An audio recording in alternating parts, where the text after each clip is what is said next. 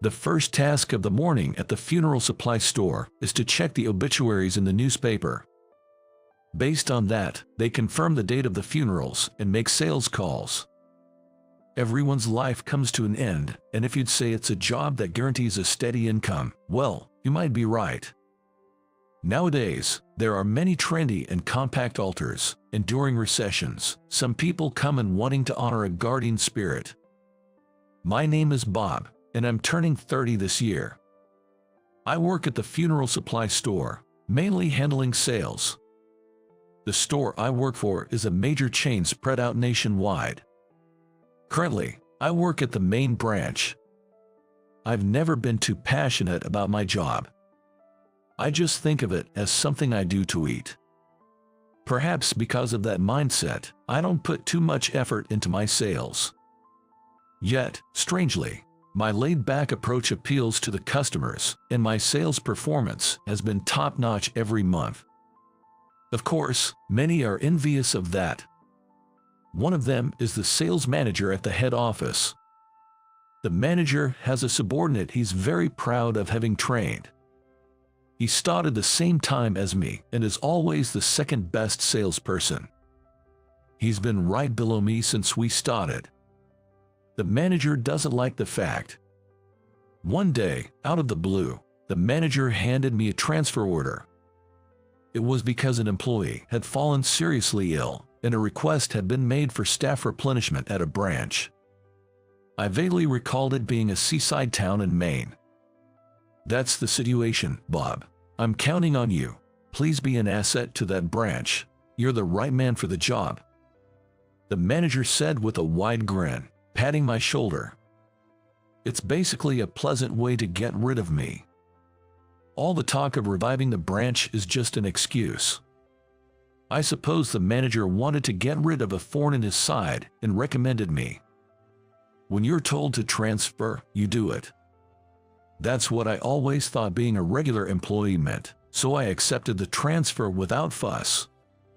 The manager looked somewhat taken aback. I felt a little sorry for disappointing him to the end. Despite being transferred to a rural branch in Maine, my tasks remained the same. Check the obituaries first thing in the morning and make sales calls. Keep the store clean and provide customer service with a touch of empathy. I approached my job at the branch with the same attitude as at the main office. The branch manager seemed to take a liking to that attitude. Despite being transferred from the main office in what seemed like a demotion, my unwavering attitude apparently made a positive impression. He'd heard the top salesman from the head office was coming and probably thought I'd be sulking about the transfer. He mentioned that at the welcome party, and I couldn't help but laugh. The tasks are the same no matter where you go. I just do what I can, I said. The branch manager nodded enthusiastically in agreement. And so, my life in the main branch began. The town doesn't have a subway. Neither does it have a tram. Public transportation is mainly buses. During the morning rush, there are long lines at the bus stops. Standing there, feeling the sea breeze, somehow refreshed my mood every morning. This place might suit me better than I thought. As I took a deep breath, I suddenly heard a short scream nearby. Turning towards the sound, I saw a woman lying on the ground. In front of her, a man clutching a white cloth bag. He kept glancing back at the woman but was running towards me. He snatched her bag. "Stop him!" A girl's voice, sounding about 6 years old, resonated around. She's probably the child of the woman. Before I could think, I was already in motion. I'm not confident in my strength, but I trust my speed. I've always been a sprinter in the track team. Throwing my work bag aside, I chased the fleeing man. In no time, listening to my own breathing, I caught up to him. Grabbing his coat, I took him down by the side of the road. Many footsteps approached from behind. It's probably the people who were waiting at the bus stop. The purse snatcher lies stretched out, seemingly resigned. I left him for others to hold down, got up and dusted off my suit. Suddenly, my suit was tugged, and looking down, I saw a girl with striking big eyes looking up at me. She smiled when our eyes met. "Thank you, you're really fast." She seemed to be just starting elementary school. She spoke so assertively, impressing me. She seemed mature for her age, but still, she was a bit too grown up. "Thank you so much. I was so absent-minded. He stole something precious of my father's." The one addressing me was the fallen woman. Probably the girl's mother. She looks young to be a mother. It's because Michelle is always daydreaming. It's not okay. With an exasperated expression, the woman flicks the girl's forehead. "Hey, Emma, stop calling me by my name. Call me Mom. Remember, Michelle is Michelle. You can't keep daydreaming. Robert will be mad." From their conversation, it was clear they were mother and daughter. Soon, the police arrived. A bag, presumably the one snatched, was handed to the woman named Michelle for verification. From the bag, she carefully took out an item wrapped in a white cloth. Inside, it was a set of woodworking tools, typically used by master craftsmen. "It's all here, everything's fine." Saying that to the officer, Michelle clutched the items close to her. "Your father's a master craftsman, for artisans. These tools are as precious as life itself. I'm glad nothing's missing." She looked at me, surprised by my words. "Oh, in my line of work, I deal with altars and religious artifacts, so I've seen craftsmen at work." She gazed at me, and I felt a bit defensive explaining. She murmured, "Is that so?" After assisting with a quick police report, we were free to go. I received a call at work about the incident, and my boss was beyond thrilled to hear I caught a purse snatcher. I have a feeling my next shift will be awkward. After finishing up at the police station, I run into Michelle and her daughter at the entrance. "Rough day, you okay? No injuries?" I asked Michelle, something that had been on my mind. I was concerned, having seen Michelle's fall. "Oh, I'm fine. No injuries." Hearing Michelle's reply, I expressed my relief. "Hey, Robert wants to say thanks." I felt a tug on my suit, and turning around, I see her daughter, Emma, grinning at me. "Hey, not Robert. Call him Grandpa, remember." Ignoring her mother's words, Emma reaches out with her tiny hand. My dad wanted to thank you. If it's not too much trouble, maybe you could come by the workshop." Michelle's offer was something I couldn't have hoped for more. Getting to visit a master carpenter's workshop. I was suddenly thrilled. Having always loved churches and historic sites, seeing the skills of a master carpenter was just a stroke of luck. Honestly, I wasn't in the mood to go to work anymore, so I decided to call my workplace and take the day off. Making that decision, I became excited about how the day would turn out. "Thank you so much." "Absolutely." I was so enthusiastic, Michelle looked a bit taken aback. Emma happily swung our joined hands, clearly in good spirits. After hitting the main road, we hailed a cab to go to the workshop. In the cab, Emma bombarded me with questions. From my age to details about my job, she wanted to know it all. Michelle, seeing Emma's antics, kept saying, "Don't, sweetie," while also apologizing to me. "I'm so sorry." "It's okay. I don't have anything to hide. I'll keep up with Emma as long as she's satisfied." "Michelle, did you hear? He called me Emma. That's so cool." Emma cheered with delight. While Michelle looked a bit wary, I began to worry if I'd said something inappropriate. "Oh, it's not like that. I just get nervous when meeting my dad." Noticing my anxiety, Michelle quickly tried to ease the tension. They seemed to be a family with some backstory. After about a 15-minute ride, we arrived at a workshop nestled in the mountainside. Once we got out, Emma grabbed my hand tightly, urging me to hurry along. The workshop was filled with the fresh scent of wood and the sound of chiseling. 5 apprentices halted their work and bowed when they saw Michelle. She acknowledged them with a nod and proceeded further into the workshop. Spotting a mid-production carving, I was captivated by its exquisite craftsmanship. It seemed to be a piece of a church gate. I was so in awe that I inadvertently let out a sigh. "Pretty impressive, huh? You've got an eye for it." A deep voice accompanied a tap on my shoulder. Turning around, I saw a man who looked every bit the seasoned craftsman.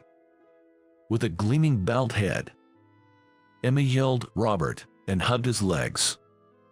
Robert playfully lifted her up, saying, "Call me Grandpa, right?" making a mock grumpy face.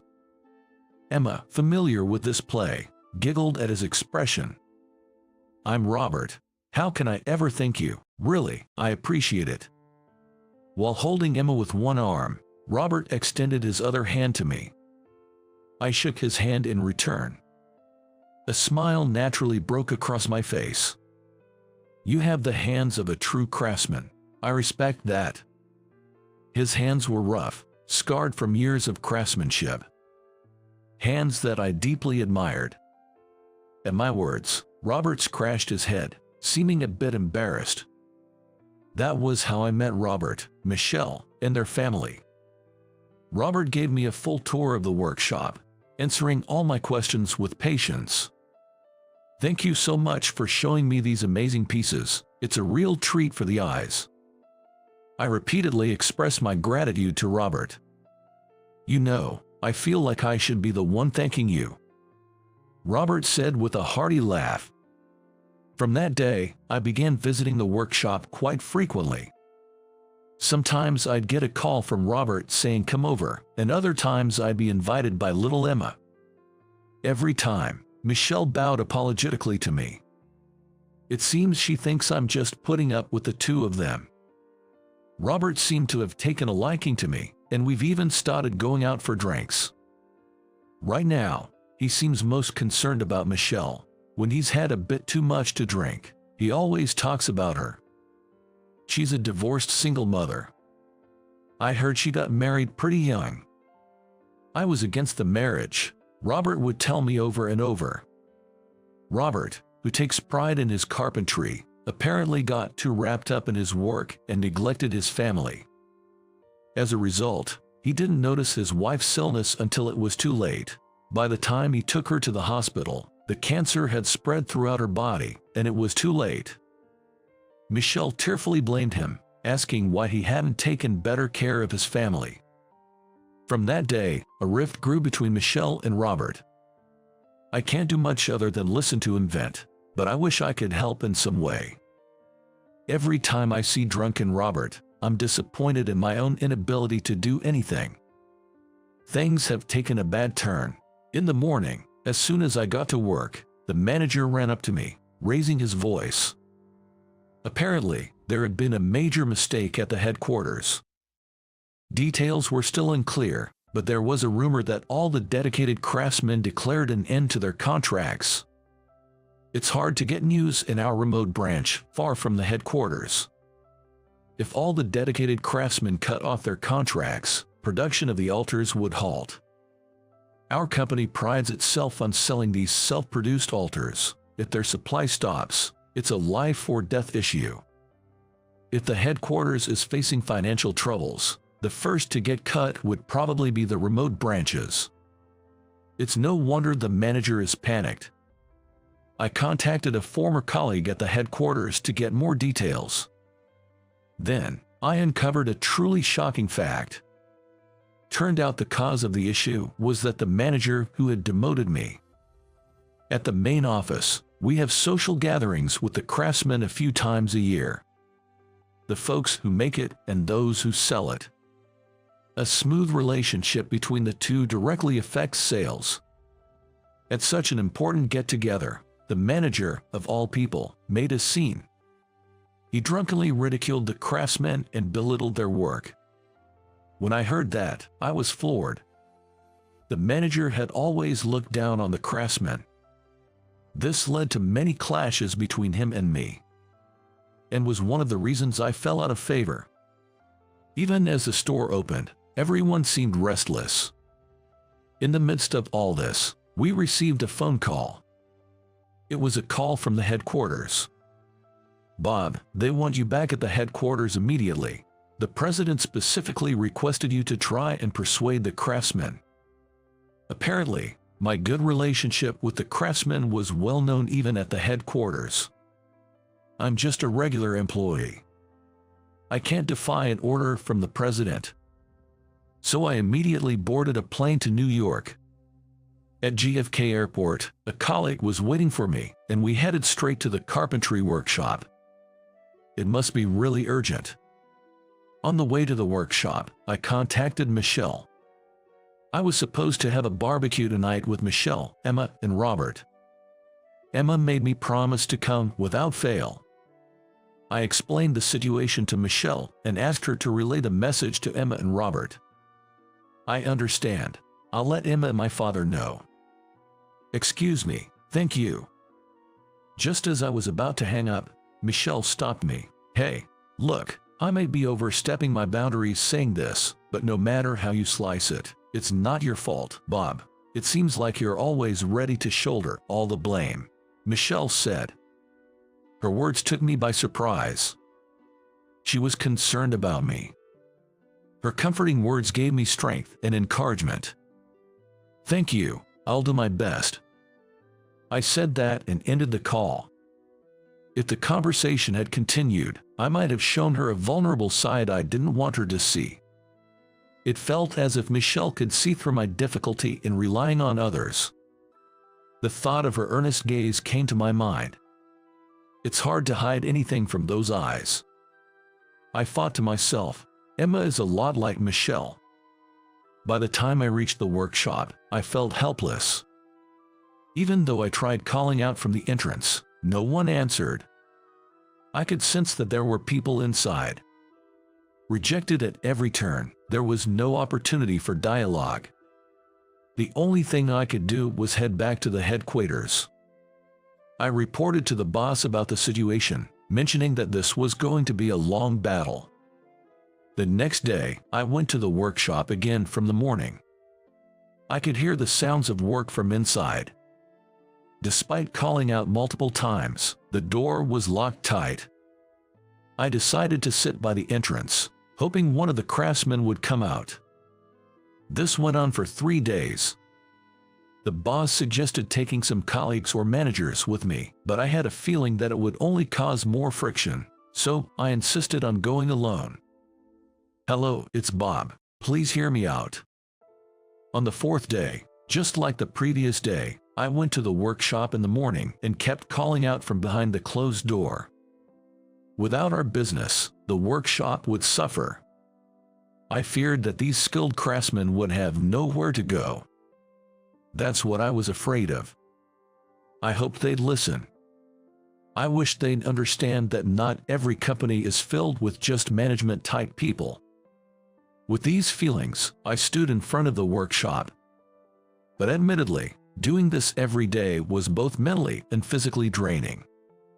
Sleepless nights filled with worry continued. This morning, I felt feverish. As I continued to wait, the door in front of me began to blur. It seemed my fever was rising. I couldn't cause a scene by collapsing here. I clenched my teeth and stood my ground. Then, out of the blue, someone tapped me on the shoulder from behind. I recognized this warm, thick hand. "Wait, Robert, why are you here?" Turning around, both Robert and Michelle stood there. "In times like this, you can rely on me. You're too damn reserved," Robert said with a smile. Michelle explained that she accompanied Robert since he wasn't fond of flying. "All the folks here are my apprentices," Robert said. I felt an overwhelming sense of relief. Robert, with all his might, began knocking loudly on the workshop door, shouting for the craftsmen by name and repeatedly telling them to open up. It felt like only about 15 seconds had passed. The workshop door swung open in an instant. "Can you forgive them this time for the sake of my reputation?" Robert bowed deeply to the workshop owner. The craftsmen, who were not used to seeing their master bow, panicked and said, "Please lift your head." I'm truly sorry for what happened." I also bowed beside Robert. The owner of the workshop, noticing it was me bowing, looked surprised and said, "Didn't you get transferred?" I sincerely apologized and informed him that my boss would be demoted and transferred from the headquarters to a branch. "If you make good stuff, the naysayers will naturally fade away." Robert patted the workshop owner on the shoulder in a comforting gesture. With Robert's help, the problem was resolved. The pending deliveries were completed. Robert and I returned to the branch and finally got back to our routine. Today, after work, I'm visiting Robert's workshop to see some ornaments in progress. "Was my father of any help to you?" Michelle softly approached and asked. "Absolutely. I couldn't have convinced anyone on my own. Your dad is a wonderful man." Upon hearing this, Michelle seemed troubled. Michelle always seemed distant towards Robert. "I've never thought of my father as wonderful." She seemed to believe that if he had cared more for the family, maybe your mother would have lived longer. She revealed that she got married right after high school because she wanted to have her own family sooner. "I was so focused on building a perfect family, that was my downfall." Michelle's ex-husband couldn't keep up with her passion for an ideal family. After their divorce, she realized her selfishness and said with a lonely smile, "My ex was the complete opposite of my father. Couldn't hold a job and didn't earn much." It was only after her marriage that she realized how much Robert loved them. "Robert still cares about you, Michelle. Whenever we go out for a drink, he talks about you. Maybe it's time to make amends." Michelle nodded deeply to my words and whispered, "Maybe you're right."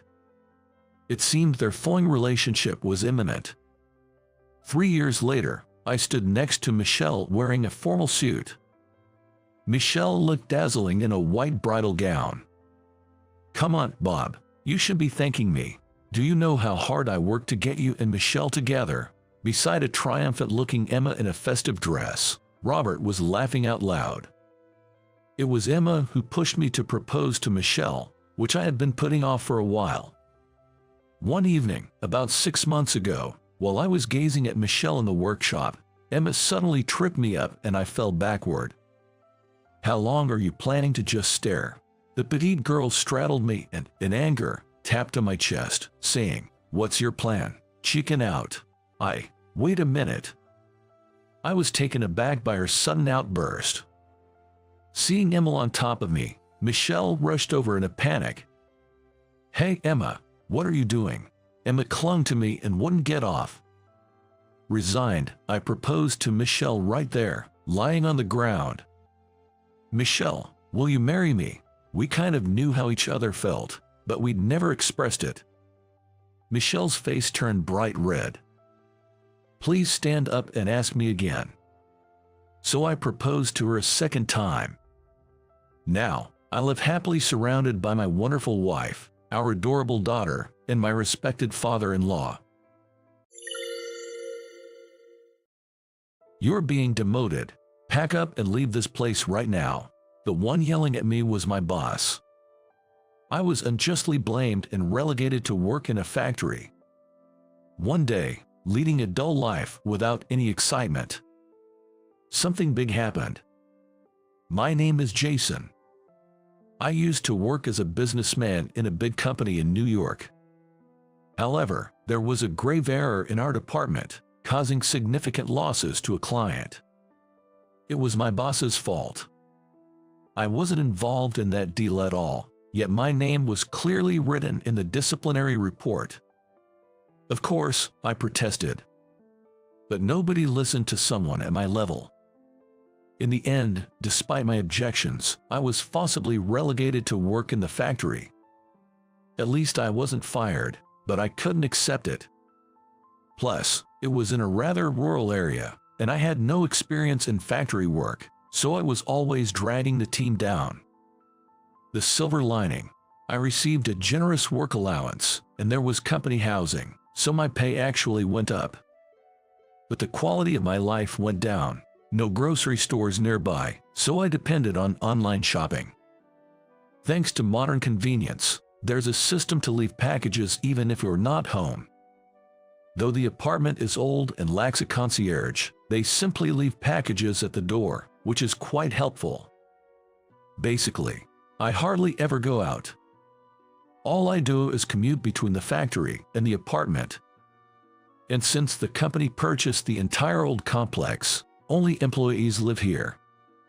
In other words, no new experiences, no fun, just the same routine day in and day out. Honestly, it's so dull. Work isn't fun, and I've got no zest for life. It's as if the world has turned gray. I can hardly feel joy or excitement anymore. I thought I might go crazy if things continued this way, so I ordered a puzzle for some entertainment. A fairly large one with 1,200 pieces. I've always loved puzzles, and it's a nice activity to do alone. The next day, a package was propped up against the wall outside my apartment. We don't have package lockers, so parcels are often just left near the entrance. This time, since the box was long and slender, they probably leaned it against the wall to avoid blocking the walkway. I'm so grateful for quick deliveries these days. Or so, I thought. Whoa, what came out of the box was a maid outfit. The kind you'd see in cartoons, a black dress with a white apron and riffles. Hey, hold on, what is this? I don't remember ordering this. Thinking the store sent the wrong item, I rushed to check the shipment status on the website I'd ordered from. Turns out, my order was still in transit. So this package is. In a state of panic, I checked the box, and it's addressed to my neighbor. The package was a rectangular thin box with the recipient's name written on the top. They probably placed the side with the address facing the wall to protect the privacy of the information. I was tired and reflexively thought it was mine without really checking. The address is for next door, and the package was between my place and the neighbor's. Why would they put it in such a confusing spot? I thought in frustration, but I was also to blame for not checking properly. I recall the neighbor's name being Mandy, a completely normal woman. When we'd bump into each other, like during morning trash runs or when leaving for work, she'd always give a polite greeting. Her greetings were not overly cheerful but more on the modest side. Even though her job at the factory was messy, her work clothes were relatively clean. I never worked directly with her in the vast plant, but I've heard she's diligent. She has this image of being rather refined, so why on earth would she buy such a niche outfit? What could she possibly use it for? For a split second, wild thoughts raced through my mind, and I quickly shook my head. This is no time for fantasies. I accidentally opened my neighbor's package. I have to apologize. I neatly folded the maid outfit, put it back in the box, and immediately left my apartment. Turning right after exiting my apartment, there's Mandy's door. Her apartment lights were on. She probably just got home a bit later than I did. I took a deep breath and rang her doorbell. Hey there. As soon as I called out, Mandy appeared, but instead of looking at her, my eyes were instantly drawn to what was behind her. I was taken aback by the state of her room. Fabric was scattered everywhere, and there were several rolls that looked as thick as rolls of toilet paper. Moreover, in the narrow hallway, there were several mannequins. It honestly looked like a storage room. Is anything strange? Seeing my astonishment, Mandy tilted her head. With her long hair and round face, she looked rather young. I bet you would look adorable in that maid outfit. Lost in those thoughts, I quickly bowed my head. I'm so sorry. I mistakenly opened your package thinking it was mine. Saying that, I handed her a thin rectangular cardboard box. Relief washed over Mandy's face. Oh, thank goodness. I was getting worried because it hadn't arrived. I'm glad the sample made it. Sample. I was caught off guard by the word and involuntarily tilted my head. Mandy quickly glanced down the hallway. I do costume design as a side job. I got an order for a maid outfit, so I ordered a ready-made one for reference. You were surprised because it was a maid dress inside, weren't you? Mandy laughed heartily, just like a child. It wasn't a bashful laugh. It seemed as if she was teasingly enjoying someone's reaction. With her youthful appearance, it looked incredibly adorable. At that moment, I fell for her at first sight. Who would have thought such a cute girl lived right next door in the company apartments? Until now, we'd only exchanged passing greetings. Isn't this a golden opportunity for me? My monotonous days might just change, even if just a bit, right at this moment. That's how starved I was for human connection. Being alone is indeed lonely. I'd love to get to know her more personally. Since we usually don't talk, I desperately wanted to create an opportunity to continue our conversation. Without realizing, I blurted out. I was surprised, but I thought for a moment that it'd suit someone as cute as you, Mandy. Really? She exclaimed. Also, having a side job like that is impressive. If you're designing costumes, it means you're making clothes, right? You must be really skilled with your hands. I'm quite envious. The ultimate strategy, showering with compliments. I once heard that ladies have a soft spot for that kind of thing. But honestly, if a near stranger told me that a maid outfit would suit me, I'd probably be creeped out. Yet, Mandy seemed pleased and laughed. I've always been handy since I was young, you know, and our workplace allows side job, right? Initially, it was just a hobby, but I got really into it. Seeing her talk so enthusiastically made me get carried away too. Factory work is physically demanding. It's truly impressive. As for me, I just shuttle between the factory and my room and often find myself with too much free time.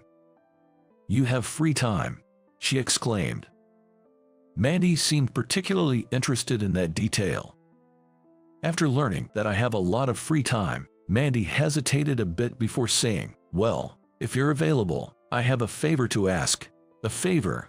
I'm sorry if this is a bit odd, but would you mind being a model for me? What? I was taken aback, but her request was to help with the final adjustments of the clothes she made. Currently, Mandy accepts costume orders over the internet and phone. Her clients are mainly budding pop stars or freelance artists, mostly women. However, she mentioned that she's been getting more male clients recently.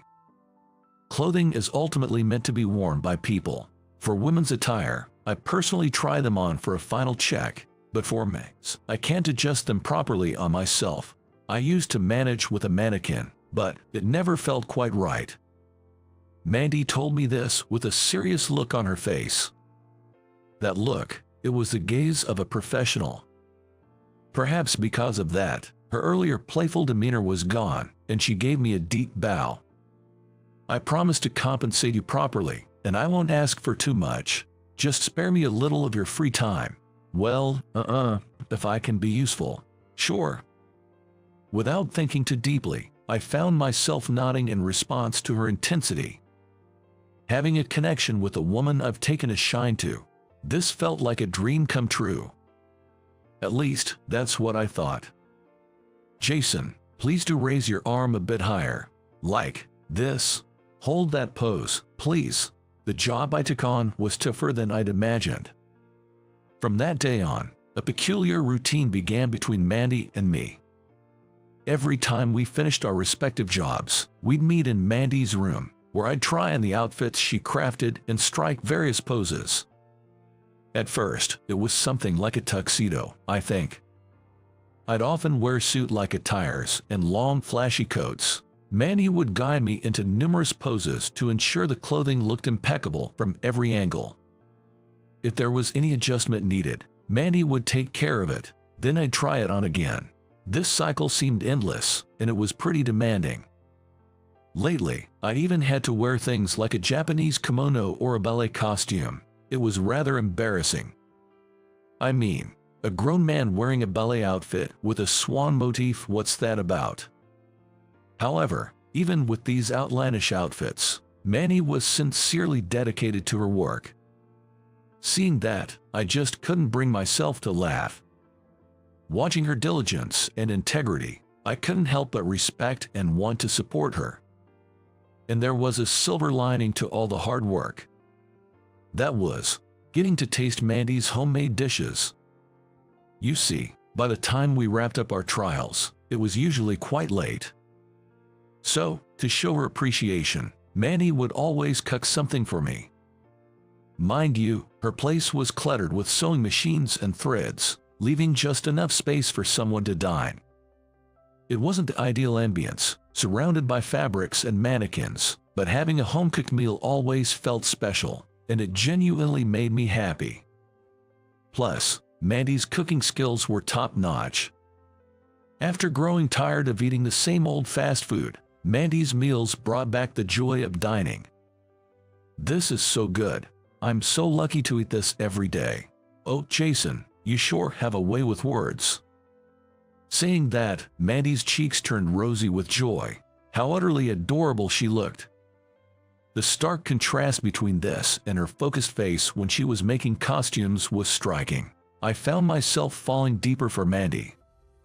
Perhaps because I was so smitten, I'd do anything she asked, and I loved bringing her treats I'd order online. She'd light up every time. She seemed to have a sweet tooth, and watching her savor sweets was like watching a child. She was probably the cutest thing in the world.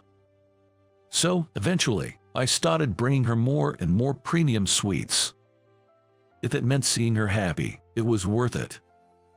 After all, thanks to Mandy, I felt truly happy. She pulled me out of a monotonous life, where my days consisted of just going back and forth between the factory and my room. She brought color and joy into my life with her delightful company and delicious food. She was, in every sense, an angel. I genuinely hoped that these blissful days would continue forever.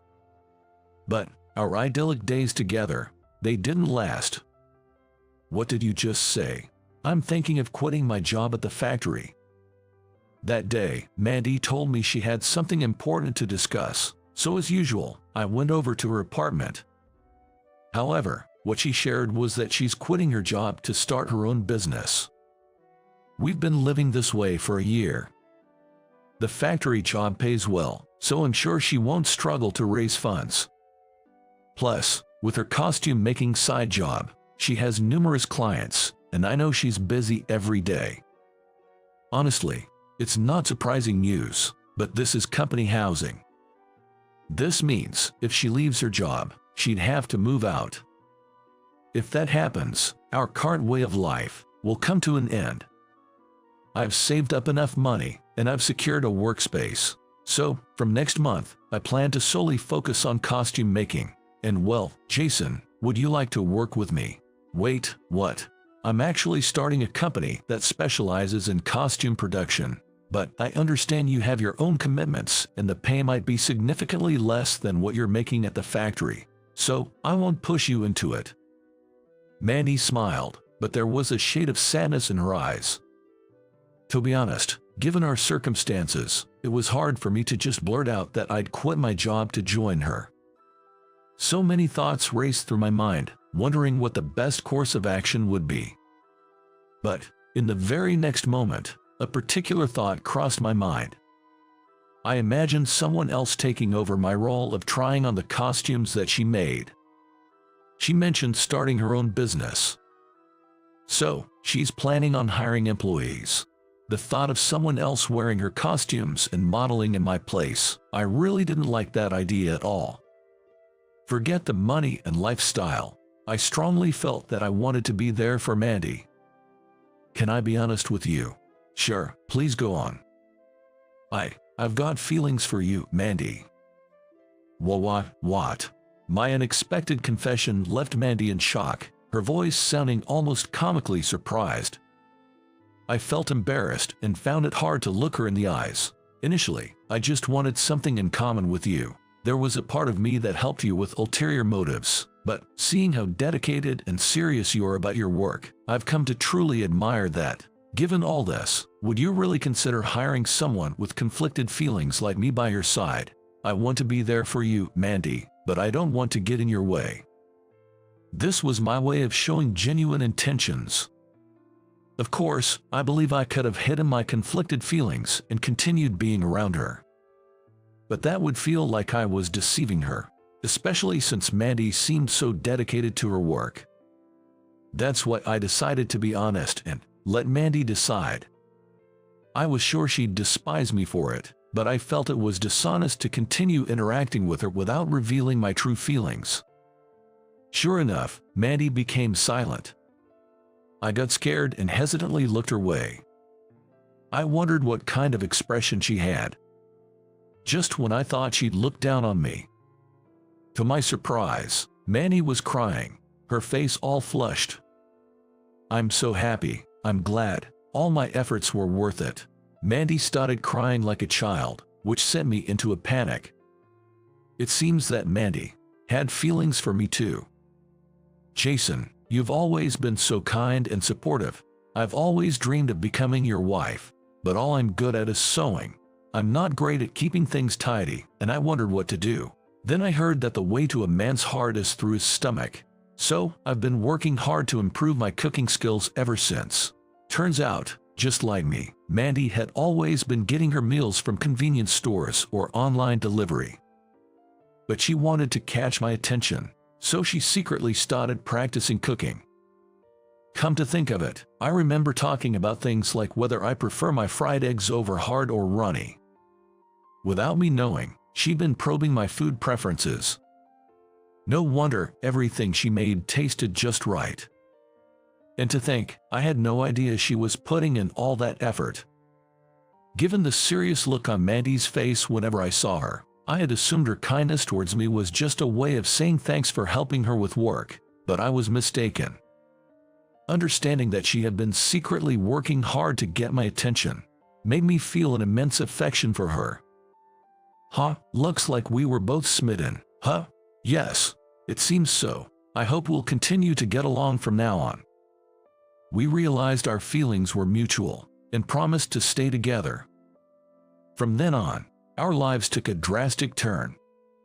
Mandy and I left the factory and started our own costume production company. We have decided I would be the head of our company. Mandy wanted to focus solely on costume design, so she entrusted the business operations to me. Well, I had worked as a salesperson at the main office, so I was good with numbers, and Mandy wasn't too keen on handling the business side of things, so maybe it worked out for the best. But let's be real, I had no experience in this field, nor had I ever studied business management. So, in truth, we didn't establish the company right after quitting the factory. Though Mandy had some business knowledge, she really wanted to focus on fashion. On the other hand, I didn't have much to contribute in terms of fashion expertise. So, for a while, Mandy worked as a sole proprietor until I took charge of managing the company. During this period, I reached out to old college friends from the business school and begged for their help. Of course, I could have studied on my own, but insights from those with hands-on experience are invaluable. It was, in a way, the first time in my life I had ever truly asked for help, given my previous tendency to just go with the flow. It sure surprised my friends. They were all like, "I can't believe that Jason, of all people, is studying so hard." But maybe my desperation showed, because they introduced me to all sorts of people. Folks who'd succeeded with online shopping, experts in law, and even those who had a knack for advertising on social media platforms. Thanks to them, I learned a lot and was able to put that knowledge to use. When it came to the point of starting the company, my friends were right there to help. Whenever I faced a problem or didn't understand something, they'd teach me. To be honest, I was always on the receiving end of their help. In return, I started introducing them to other connections, and that's how my network expanded. Of course, things didn't go smoothly right from the start, but with the support of many, the company finally got on track. We hired employees and, though still a small-scale firm, it grew decently in about 3 years. Yet, the role model for Mandy's designs was still me, and that fundamental aspect hasn't changed. I'm determined to protect this life and keep it this way. That's the spirit I kept as I managed the company. Once the business settled into a groove, Mandy and I tied the knot. It might have been a bit cliche, but I gave her a ring and said, "I love you." Then, Mandy responded with the brightest smile, putting on the ring and saying, "Me too." Our wedding is still a bit down the road, and currently, Mandy is designing her own wedding dress. I can't wait to see what she looks like in her wedding dress. Accidentally opening that box truly changed my life. From a guy who just went with the flow, I began challenging myself for the one I love, and now I'm the CEO. Some folks around me worried I might be pushing myself too hard, but right now, I'm having a blast. I used to live day by day with no real purpose, but now, I find motivation in doing things for the one I cherish. That, to me, is a beautiful thing. I can confidently say, I'm the luckiest man in the world. How did you like today's story? Hitting that subscribe button and giving a thumbs up would be a great support to our content creation. We're looking forward to your comments as well. See you in the next video. You work 5 days a week including weekends, right?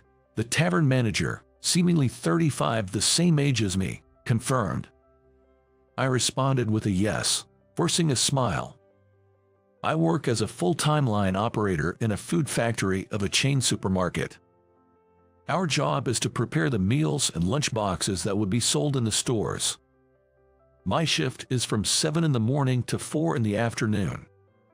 Since we operate in shifts, there is no overtime. That means I am relatively free in the evenings.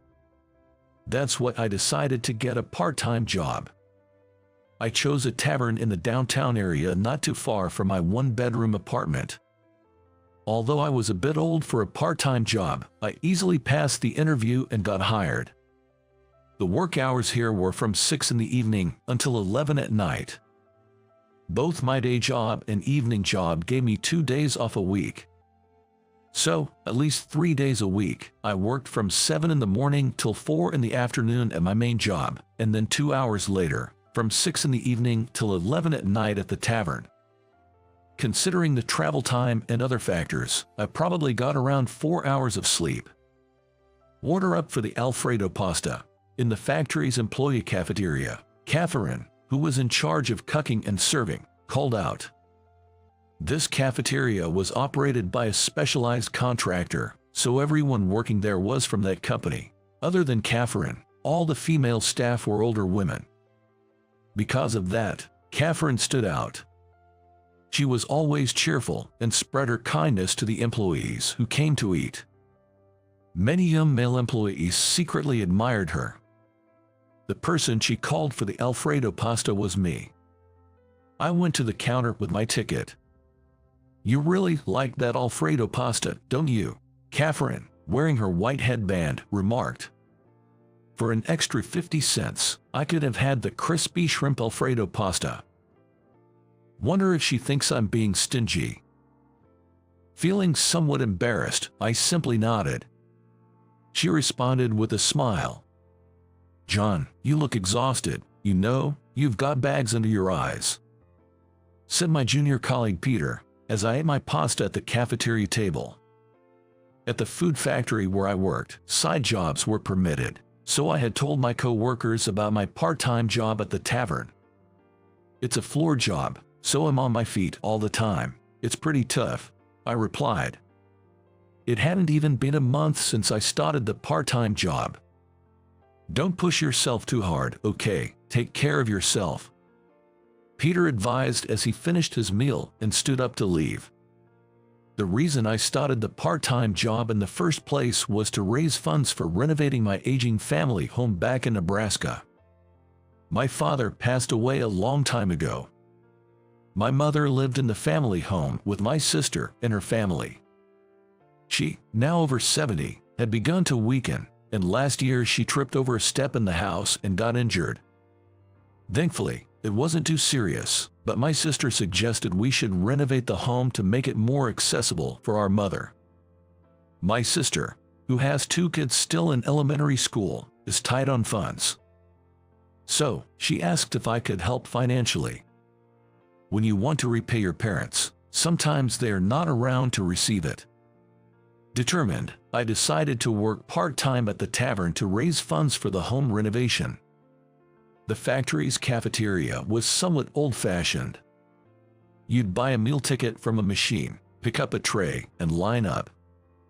For set meals, there are pre-arranged side dishes that you grab for yourself before moving on. If there was a dish you didn't like, you could request a change, and they'd accommodate as best as they could. The same went for the amount of pasta or soup.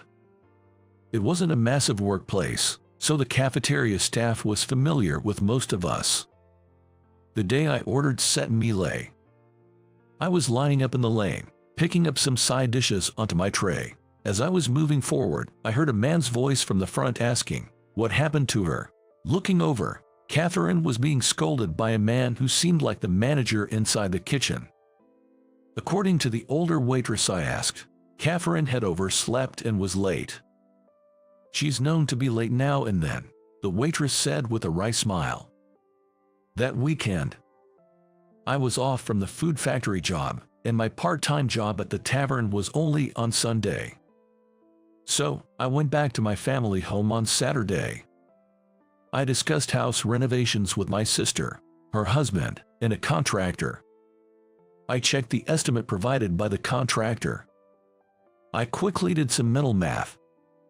I've got to keep up with the part-time job for another 6 months at least. I stayed overnight at my family home. I last visited at New Year. My mom seemed to have shrunk in size. For her, I thought, I'd work even harder at my job. The next day, Sunday, after coming back from my family home, I worked as usual at the tavern. On my way home that night, it was just before 11:30 p.m. I was walking through the busy streets where the tavern was. I passed by a small lounge, its sign familiar to me. Then I heard a bubbly "See you next time, we'll be waiting." Without thinking, I looked in that direction. A few hostesses from the lounge were outside, seeing off some drunk customers. Among them, I recognized a face. It was Catherine, always cheerful and bright, serving us at the company cafeteria. Her hair, hidden under a hairnet at the cafeteria, was now slightly dyed brown and had soft curls. I stood there, watching Catherine on the street. As she was about to go back into the lounge, she casually looked back. Our eyes met. Come Monday, I ordered Alfredo pasta as usual at the company cafeteria. Order for Alfredo pasta. It was Catherine. I went to collect it. For some reason, both of us felt awkward. I looked into the bowl of pasta. There was an unexpected pieces of chicken in my pasta. I glanced at Catherine as if asking about it. I added it as a bonus, she whispered, continuing. About last night, please keep it a secret that I worked there. I chuckled, thinking she bribed me with pieces of chicken. Well, it's fine. To begin with, I never thought of telling anyone about seeing her there the previous night. Everyone has their reasons. Just like I started the tavern job to help with home renovations, Catherine must have had her reasons too. Just, whatever it was, I was a tad curious. Then, a few days later, welcome. Having gotten used to my job at the tavern, I'd greet customers as they walked in without even thinking. It's like being one of Pavlov's dogs, salivating on cue. I looked at the customer, who just entered. There, Catherine was arm in arm with a middle-aged man. I was in shock and stared at her. She noticed me and froze. It was immediately clear that the man she was with was a customer from the club she worked at. That night, after coming back from my part-time job, I jumped into bed but couldn't sleep. Although I was physically tired, my mind was wide awake. That old guy, she's accompanying him. Catherine, all dolled up, looked stunning. The smug look on that sleazy old man's face irked me. Unable to fall asleep, I overslept the next morning and was late to work. My boss scolded me a lot. Having a side job is fine, but it shouldn't interfere with this job. All I could do was to apologize. At noon, as usual, I ordered Alfredo pasta in the company cafeteria. She was the one serving me. There was extra pieces of chicken in my bowl again, which I didn't order. I added it as a bonus. Are you sure you should have added it? Well, it's already in there. I feel bad. You always do this for me. We both whispered to each other. And I won't tell anyone, promise. It's not about that. You've been looking tired lately. I thought maybe you were working nights too. Someone in line behind me, waiting for their food, yelled, "Hurry up! Can you meet up before your evening shift?" When I asked, she nodded in agreement. And that evening, a little after 5 p.m., Catherine and I met at a coffee shop near both our workplaces. Having two jobs is pretty tough, huh? Don't you think? I just wanted to comfort her, but she looked at me intently. Then, she asked me why I was working nights at the tavern. I told her the honest truth, that I was trying to save up for home renovations. "Oh, so you have a noble reason like that," she mused, taking a sip of her coffee. Then, she sighed. "Why do you think I work as a hostess?" she asked defiantly. I asked her why in return. "I just want a more comfortable, luxurious life, and I need money for that." With a challenging look, she said, "Is that so wrong?" "Not at all, but isn't it risky if your main job finds out?" I asked her why she kept her hostess job a secret. "Yeah, my company doesn't look too kindly on it. The company that hired her to manage the cafeteria, like my food processing factory, for example, didn't like having employees associated with the nightlife business." That evening, after getting back from my part-time job at the tavern, I thought of her as I massaged my calf muscles from standing all day. If only we could live a bit more lavishly.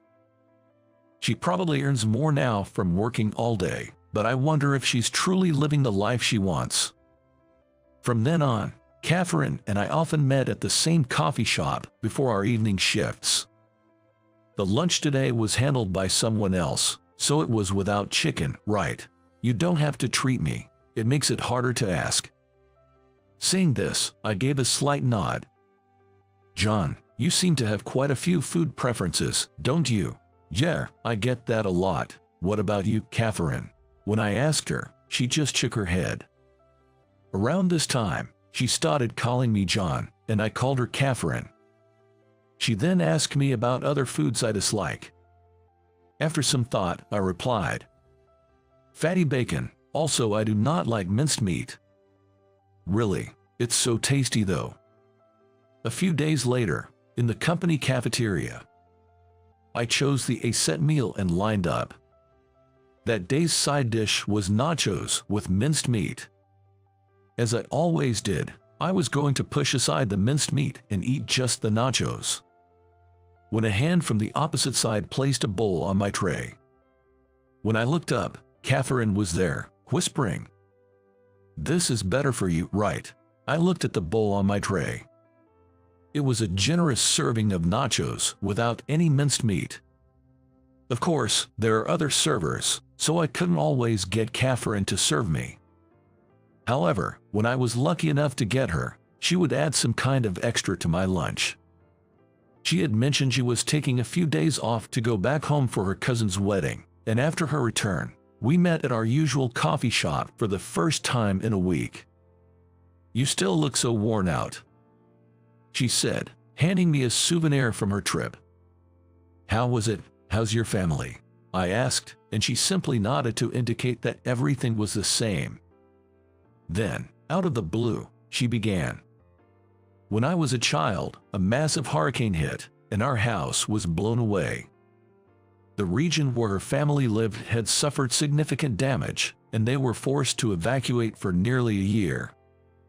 At the evacuation center, they only had rationed food, so they couldn't be picky. That's why she never became picky about food even now. I feel ashamed of myself hearing that. No, that wasn't my intention in sharing that. Living in temporary housing, and even after their home was rebuilt, her family lived frugally and scrimped and saved. That's why I wanted a more luxurious and graceful life. That's why I wanted money and worked as a hostess, she confessed. I just nodded in silence. Her cousin's wedding was a small, only within the family.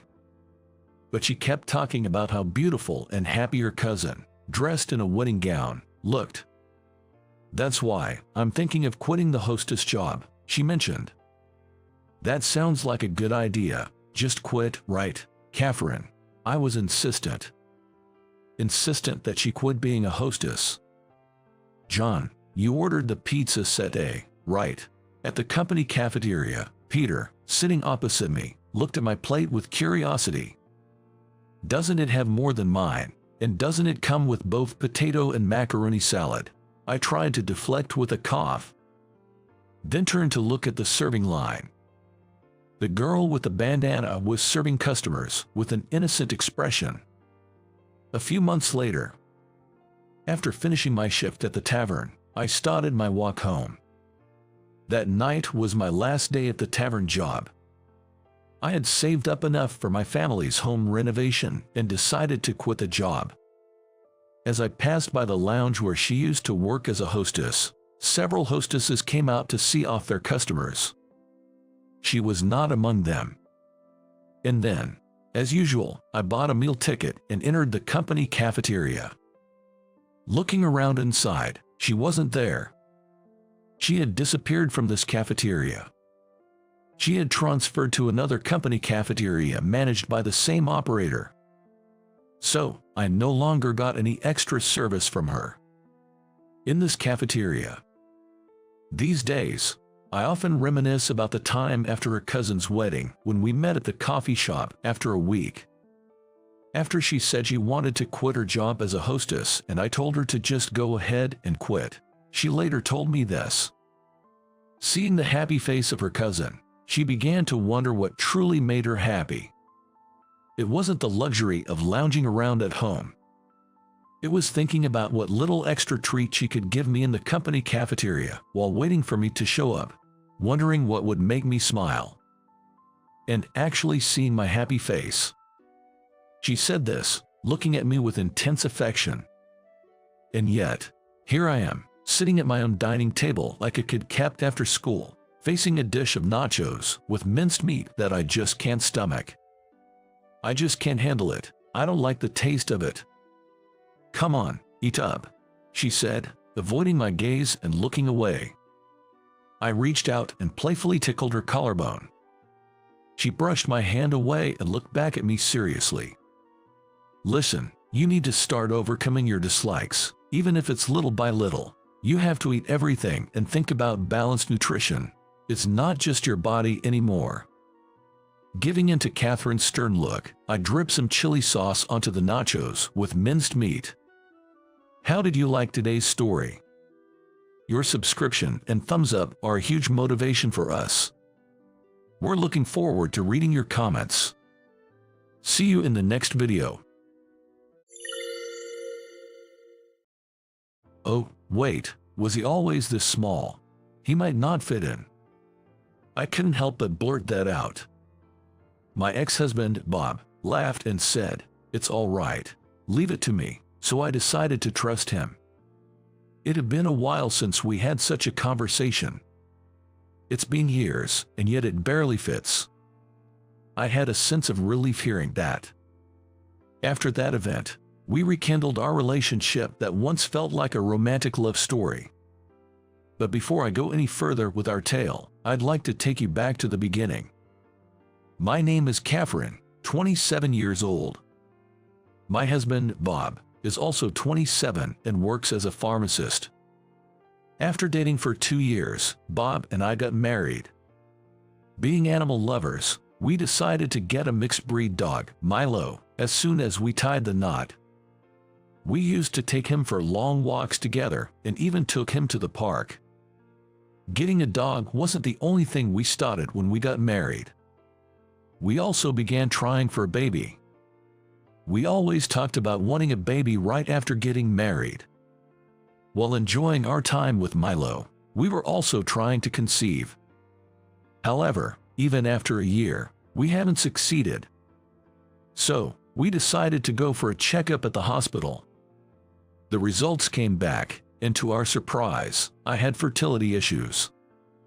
It was possible for me to conceive, but the chances were low. Bob tried to console me, saying it's all right, but I was devastated. The thought of possibly not having the child I always dreamt of was heartbreaking. But I wasn't ready to give up, knowing there was a chance, however small, so we immediately started fertility treatments. We underwent several IVF treatments, spending over $10,000 in total. Sadly, we weren't blessed with a child. Despite the setbacks, I refused to give up. I tried different variety of foods to boost fertility, exercised daily, and kept track of my ovulation cycle and body temperature. I knew my life was consumed by these treatments. But I was too afraid that if I stopped even one of them, our chances of having a baby would vanish. Around this time, Bob and I began to drift apart in our conversations. Ever since Bob realized I was the reason for our infertility, he kept saying, "It's okay if we don't push ourselves. Just the two of us can still have a great time together." I'm sure he got tired of accompanying me through my deep dive into fertility treatments. But all I wanted was a child. I became so consumed with my own issues, I failed to notice Bob's exhaustion and would often lash out with harsh words. Our relationship began to drift apart slowly. 3 years after our marriage, we both turned 30. We were still undergoing fertility treatments but had yet to conceive. Feeling defeated from the unsuccessful treatments, I began to withdraw more. Bob, bewildered by my obsession with treatments, was tired. Feeling the growing distance from Bob, I only had solace from our pet, Milo. Still, I felt down. It was then, when it all started. Bob said, "Let's stop the treatments. Why don't we just travel and enjoy life together?" I understood where he came from. He said that out of concern, seeing me borderline depressed. But I was shocked to hear it from him. Because I desperately wanted a child. I wanted Bob to say, "Let's keep trying with the treatments." I just couldn't keep those feelings bottled up. "You don't understand anything. What's the point of a marriage without kids?" I blurted out in anger. Even I was shocked by my sudden outburst. Bob looked just as surprised. In the past, Bob might have immediately apologized and said, "I'm sorry, that was on me. Calm down." But this time, Bob said nothing. That's when I realized we both had reached our limits. I couldn't let go of the idea of having children, but the more we continued with the fertility treatments, the more I sank into depression and became emotionally unstable. Trying so hard to support me, Bob himself was completely exhausted. We decided to divorce a few days after that. The discussion wasn't too difficult. It wasn't that we grew to hate each other.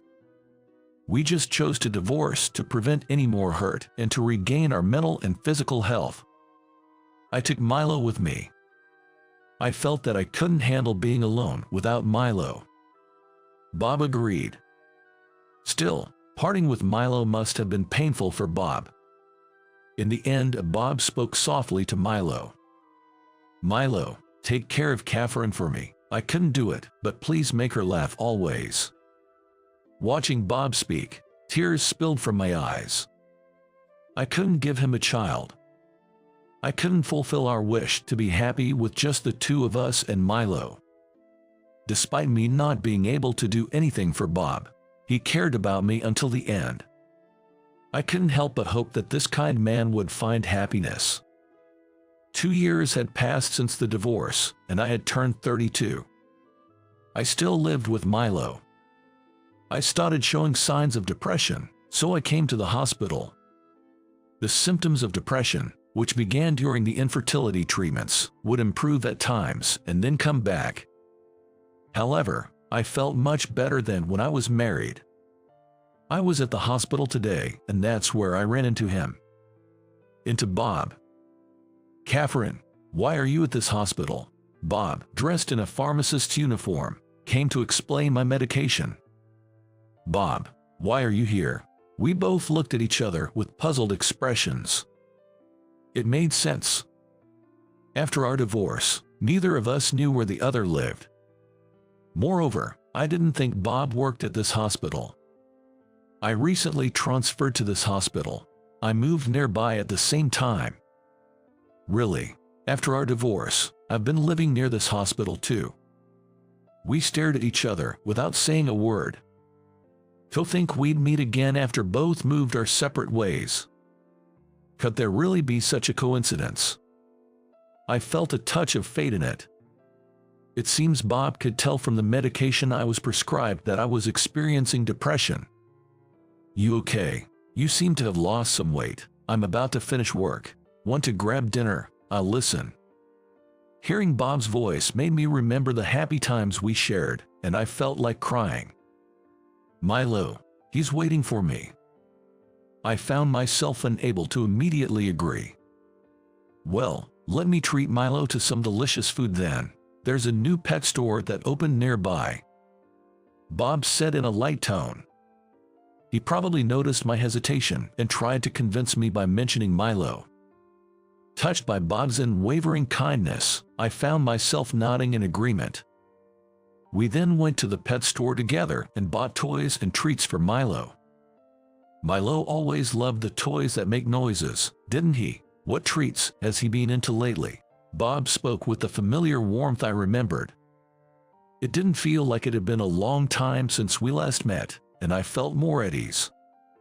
Soon after we married, we began trying for a baby and underwent fertility treatments, which caused tension between us. Now, it feels like we can talk more calmly than when we were newlywed. Bob dropped me off at home. "All right, see you." "Aren't you coming up? Is it okay? Milo will be thrilled. Give him the treats and toys you got for him." When I said that, Bob smiled happily and said, "Thank you." He must have really missed seeing Milo. When Bob reunited with Milo, he happily petted him non-stop. Bob, Milo, and I were having a peaceful moment when suddenly a news alert on TV announced a train delay due to an accident. It's already late, and the station must be packed. Bob started looking up taxis and buses to go home, and I said, "Why don't you stay over?"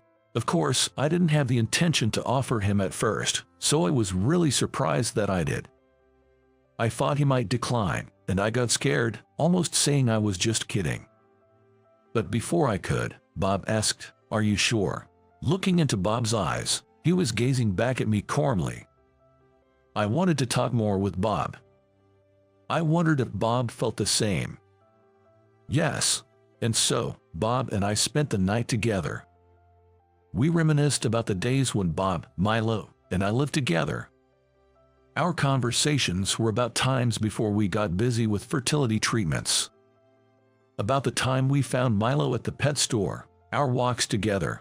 The more we remembered, the happier the memories became. Then Bob recalled the time he bought clothes for Milo. I remembered it too. We both spent an hour or two in the store, debating which outfit would suit Milo the best. Maybe it's because we've always talked a lot about Milo before. I remembered where I kept Milo's clothes that he bought, and I handed them to Bob. Bob held onto Milo's clothes with care and said, "Brings back memories," his eyes narrowing with nostalgia. We had spent so much time choosing those clothes, only to realize they were too big for Milo when we first got them.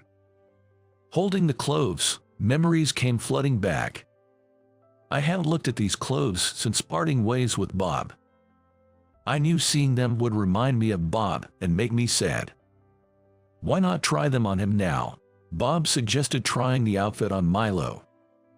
But as we held it up against Milo, "Oh, wait, did he always look this big? He might not fit in." I blurted out unintentionally. Truth be told, since parting with Bob, the number of walks I took Milo on decreased significantly.